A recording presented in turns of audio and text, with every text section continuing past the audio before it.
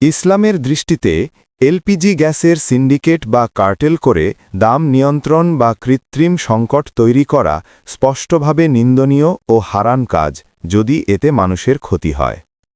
সংক্ষেপে ইসলামের অবস্থান নিচে দেওয়া হল। ১. সিন্ডিকেট ও কৃত্রিম সংকট বা ইহতিকার। ইসলামে ইহতিকার বলা হয় প্রয়োজনীয় পণ্য মজুদ রেখে বা যোগান কমিয়ে কৃত্রিমভাবে দাম বাড়ানো।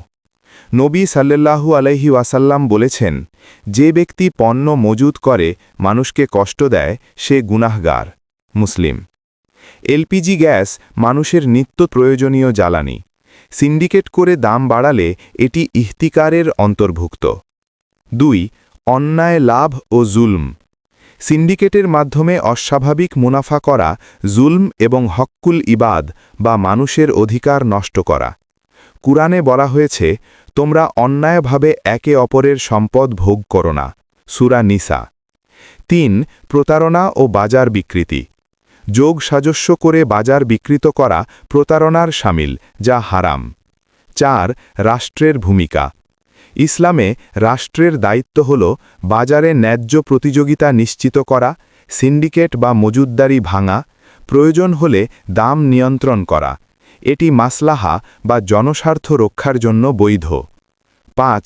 কখন ব্যবসা বৈধ? ব্যবসা বৈধ হবে যদি স্বাভাবিক চাহিদা ও যোগানের ভিত্তিতে দাম নির্ধারিত হয়, মজুতদারি বা যোগ সাজস্য না থাকে, ভোক্তার ক্ষতি না হয়, ন্যায্য মুনাফা হালাল কিন্তু অত্যাচারমূলক মুনাফা হারাম। ৬. ভোক্তার করণীয়।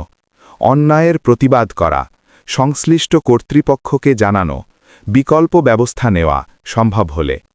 সার কথা, এলপিজি গ্যাসের সিন্ডিকেট করে দাম বাড়ানো বা কৃত্রিম সংকট তৈরি করা ইসলামে হারাম, কারণ এতে ইহতিকার, জুলম ও মানুষের অধিকার ক্ষুণ্ণ হয়।